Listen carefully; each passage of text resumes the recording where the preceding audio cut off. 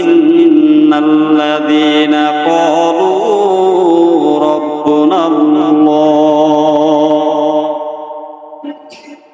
আল্লাহ তাআলা বলতেছেন, বান্দা এই জবান থেকে যখনই বলবে আমার রব আল্লাহ, আমাদের প্রতিপালক আল্লাহ। প্রতিপালক বুঝছেননি? প্রতিপালক কাকে বলে একটু খেয়াল করবেন। আল্লাহ রাব্বুল আলামিন বলতেছেন প্রতিপালক কাকে বলে। দেখেন, যে ব্যক্তি বলে আমার রব প্রতিপালক, আমার প্রতিপালক আল্লাহ, প্রতিপালক বলতে ওই ব্যক্তিকে বোঝায়। আল্লাহ রাব্বুল আলামিন বলতেছেন, এর দুনিয়ার মানুষ একটু ব্রেন দিয়ে চিন্তা করে দেখো, তুমি যখন মায়ের গর্ভের ভিতরে ছিলা তখন তোমাকে আমি আল্লাহ কুদরতি ভাবে লালন পালন করেছি। তোমার বাবা তোমাকে ইনকাম করে খাওয়ায় নাই, তোমার চাচা তোমাকে খাওয়ায় নাই, তোমার মা তোমাকে লোকমা মুখে তুলে দেয় নাই। আমি আল্লাহ ওই মায়ের গর্ভের ভিতরে তোমার মুখের ভিতরে লোকমা তুলে দিয়ে তিলে তিলে তোমাকে আস্তে আস্তে করে বড় করেছি। এর নাম হয়েছে প্রতিপালক। শুধু এতটুকুই নয়, আল্লাহ রাব্বুল আলামিন বলতেছেন আরো একটু চিন্তা করে দেখো, তুমি যখন ছোট ছিলে, একবারে ছোট, তোমার বয়স যখন 1 মাস 1.5 মাস বয়স ছিল, শীতের দিন, কনকনে শীতের রাত, কম্বল মুড়ি দিয়ে তোমার বাবা মা ঘুমিয়ে আছিল, হঠাৎ করে তোমার মায়ের হাতখানা তোমার নাকের উপরে পড়ে গেছে। তোমার সরাবার মতো কোনো ক্ষমতা ছিল না, তোমার লড়াবার মতো কোনো ক্ষমতা ছিল না, তোমার কথা বলার মতো কোনো বাকশক্তি ছিল না। আমি আল্লাহ তোমার পাশে বসে আমি ওই হাতকে সরাইয়া দিয়া তোমাকে মুক্ত করে দিয়েছি। এরপরে আল্লাহ তাআলা বলতেছেন আমি কেমন প্রতিপালক, আর একটু চিন্তা করে দেখো, ওই ঘুমের ঘরে হঠাৎ করে ল্যাপটা তোমার নাকের উপরে পড়ে গেছে, অথচ বাবা খেয়াল করে নাই, বাবা অন্যদিকে ফিরা ঘুমাইতেছে, মাও সে তার নিজের ঘুমের ভিতরে ব্যস্ত, কিন্তু হাতের নাড়া পরে কম্বলটা তোমার নাকের উপরে পড়ে গেছে। তুমি ছটফট করছিলা, তোমার প্রাণটা বের হয়ে যাবে এমন উপক্রম হয়েছিল। তোমার বাবা তোমাকে বাঁচায় নাই, তোমার মা তোমাকে খেয়াল করে নাই। আমি আল্লাহ কুদরতি ভাবে, আমি আল্লাহর হাত দ্বারা ওই কম্বলটা সরাইয়া দিয়া তোমাকে মুক্ত করে দিয়েছি। ওই আল্লাহ রাব্বুল আলামিন বলতেছেন, যারা দুনিয়া জমিনে বসে বলবে ইন্নাল্লাযীনা ক্বালু রাব্বুনাল্লাহ, তুমি যখন জবান থেকে বলবা আমার প্রতিপালক একমাত্র আল্লাহ, আল্লাহ তাআলা বলতেছেন সুম্মাস্তাকামু তাতানাজ্জালু আলাইহিমুল মালাইকা, আল্লাহ তাআলা বলতেছেন ওই বান্দার উপরে সরাসরি ফেরেশতারা নাজিল হয়ে যায়, আর ওই ফেরেশতারা বলতে থাকে আল্লাহ তাখাফু ওয়া লা তাহজানু ওয়া আবশিরু বিল জান্নাহ। ওই ফেরেশতারা বলতে থাকে তুমি যখন জবান থেকে স্বীকার করে নিয়েছো তোমার প্রতিপালক আল্লাহ, তুমি ওই অনুযায়ী চলতেছো, ওই কথার উপরে তুমি দৃঢ় ছিলা, মজবুত ছিলা, ওই কথাকে তুমি মজবুত ভাবে আঁকড়ায়া ধরেছো, তোমার ঈমান কখনো বিধ্বংসী হয় নাই। যে আল্লাহ তাআলা তো ডাক দিবেই, এই ডাক দেওয়ার আগে যাইয়া আমি আল্লাহর দরবারে হাজির হয়েছি, এই বান্দারাই হয় কামিয়াব। আর কিছু সংখ্যক মানুষ আছে তারা চিন্তা করতেছে সবে মাত্র আযান হয়েছে, এখন আলোচনা চলবে, এরপরে খুতবা হবে, এরপরে নামাজে দাঁড়াবে, সময় মতো যাই নামাজে দাঁড়াবে। এই মানুষগুলো কতখানি ভুলের ভিতরে আছে চিন্তা করে দেখেন।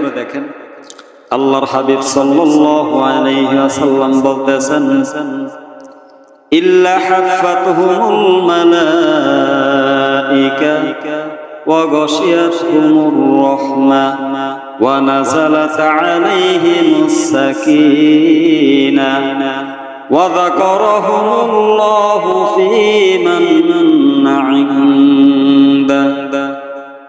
আল্লাহর হাবিব সাল্লাল্লাহু আলাইহি ওয়াসাল্লাম বলতেছেন দুনিয়ার জমিনে যখনই তোমরা জিকিরের মজলিস পাও, এই যে খুতবাটা হইতে আছে, আলোচনাটা হইতে আছে, এটি একটা জিকিরের মজলিস। এটা কি?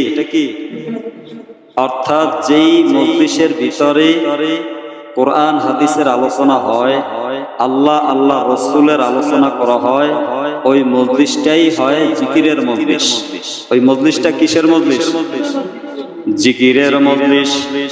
এরপরে যখন আজান শুনে বান্দায় নামাজের জন্য চলে যায়, এই নামাজে যাওয়াটাও হয়েছে জিকিরের মজলিস। আল্লাহর হাবিব সাল্লাল্লাহু আলাইহি ওয়াসাল্লাম বলেন, দুনিয়ার জমিনে যখন জিকিরের মজলিস কায়েম হয়, আর এক শ্রেণীর মানুষ আছে যারা জিকিরের মজলিসে যাইয়া উপস্থিত হয়, ওই জিকিরের মজলিস শুরু হওয়ার সাথে সাথে তারা জিকিরের মজলিসে যাইয়া শরীক হয়ে যায়। লা ইয়াকুদু কওমুন ইয়াযকুরুনাল্লাহ তাআলা, যেই কওমের মানুষগুলো জিকিরের মজলিস শোনা মাত্রই দৌড়িয়া গিয়া জিকিরের মজলিসের ভিতরে উপস্থিত হয়ে যায়,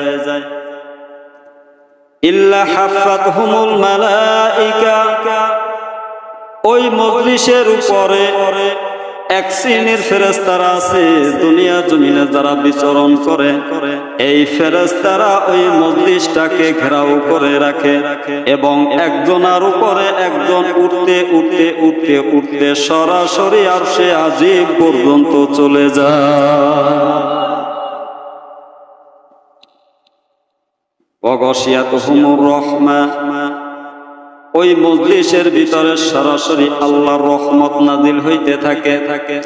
আর ফেরেশতারা ডাক দিয়া বলে, আল্লাহ, এই মানুষগুলো দুনিয়ার কাজকর্ম ছেড়ে দিয়ে জিকিরের মজলিসের ভিতরে বসে গেছে, আল্লাহ মেহেরবানি করে এদের জিন্দেগির গুনাহ মাফ করে দে। আর একটু জোরে বলি সুবহানাল্লাহ।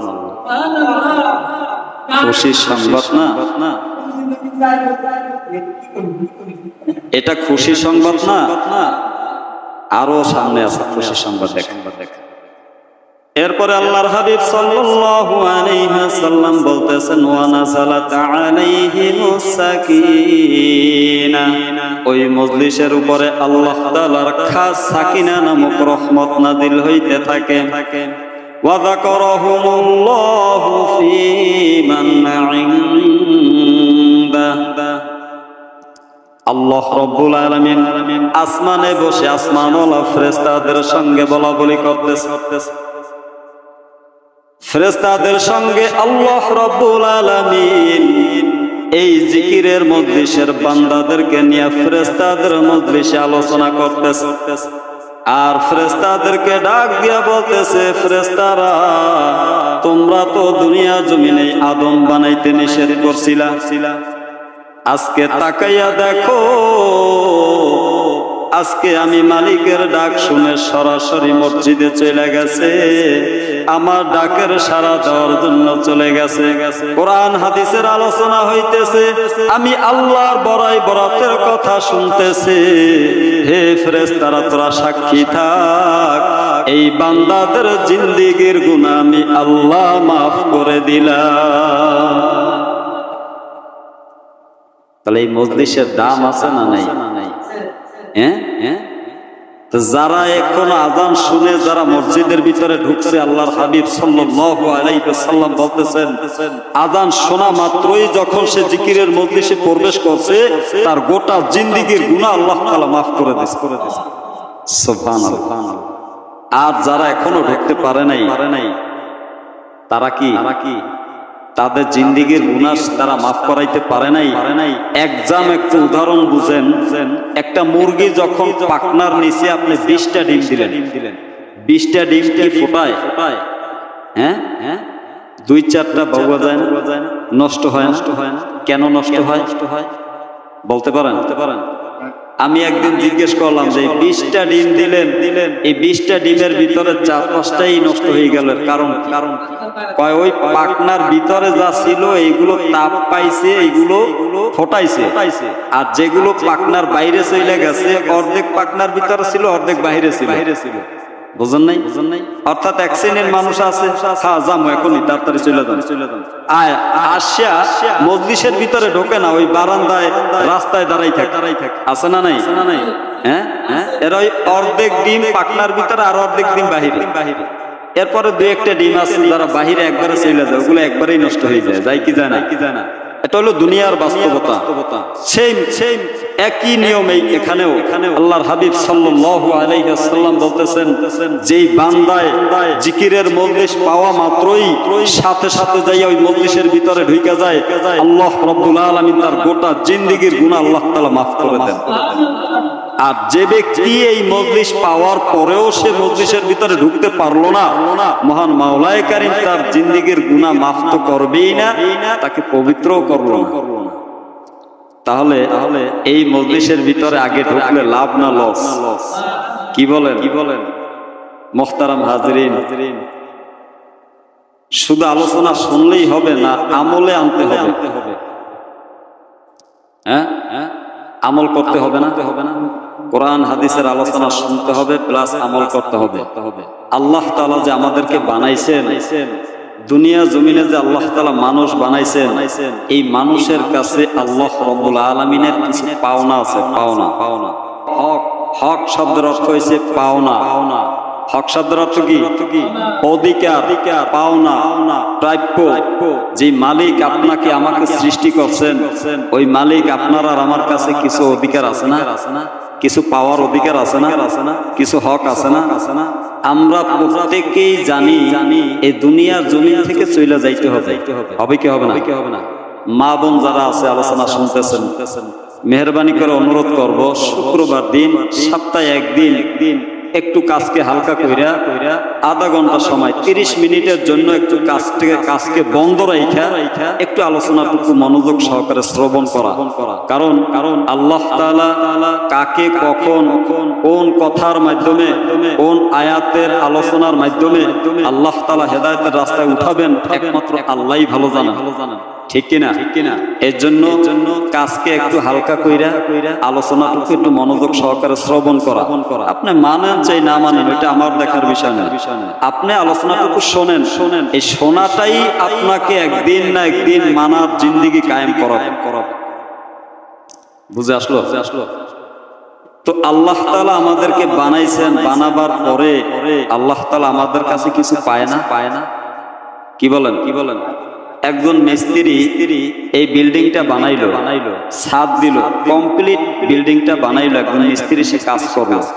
ওই মিস্ত্রি যার কাজ করছে তার কাছে একটা প্রাপ্য আছে না নাই? হ্যাঁ, তার কাছে সে পাবে, পাওয়ার তার অধিকার। সে এই একটা মাস ধরে সে কাজটা করলো, কমপ্লিট করলো, সুন্দর করে একটা বাড়ি বানাই দিল। এই মিস্ত্রি আমার কাছে একটা পাওনা আছে না? আমার কাছে একটা হক তার আছে। অতএব মানুষ যে আল্লাহ তাআলা বানাইছেন, আল্লাহ মানুষের কাছে একটা হক আছে, একটা পাওনা আছে। সেই পাওনাটা কি আমরা প্রত্যেকেই জানবো এবং সেই পাওনাটা মালিকের বুঝাইয়া দেওয়ার জন্য প্রস্তুত থাকবো। রাজি আছি ইনশাআল্লাহ? আল্লাহ রাব্বুল আলামিন বলতেছেন, ওয়া'বুদুল্লাহা ওয়া লা তুশরিকু বিহি শাইআ।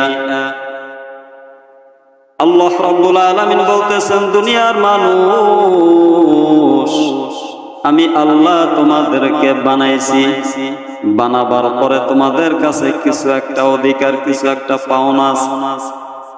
এই পাওনাটা হইল তোমরা আমি আল্লাহর ইবাদত করবা, আল্লাহর গোলামি করবা। এই আমি আল্লাহর ইবাদত করবা, ওয়ালা তুশরিকু বিহি শাইআ। আমি আল্লাহর ইবাদত করবা ঠিক, আমি আল্লাহর ইবাদতের ভিতরে কাউকে অংশ স্থাপন করিও না। আমি আল্লাহর ইবাদতের ভিতরে কাউকে শরীক করবা না। আমি আল্লাহ এক অদ্বিতীয়, আমি আল্লাহর পরে আর কেউ নেই। আমি আল্লাহর ইবাদতের ভিতরে কাউরে অংশ গ্রহণ দিও না, অংশী স্থাপন করিও না, অর্থাৎ শিরিক করিও না। হযরত মুআজ রাদিয়াল্লাহু তাআলা আনহু একদিন রাসূলুল্লাহ সাল্লাল্লাহু আলাইহি ওয়াসাল্লামের পিছনে সওয়ার হয়ে একটি গাধার পিঠে সওয়ার হয়ে কোথাও যাইতেছিলেন। এমন সময় আল্লাহর হাবিব সাল্লাল্লাহু আলাইহি ওয়াসাল্লাম বলতেছেন, ইয়া মুআজ, আল্লাহর হক বান্দার উপর, বান্দার হক আল্লাহর উপর। আল্লাহর হক এবং বান্দার হক সম্পর্কে কি তুমি কিছু জানো? মুআজ রাদিয়াল্লাহু তাআলা আনহু বলতেছেন, ইয়া রাসূলুল্লাহ, আল্লাহ এবং আল্লাহর রাসূলই ভালো জানেন।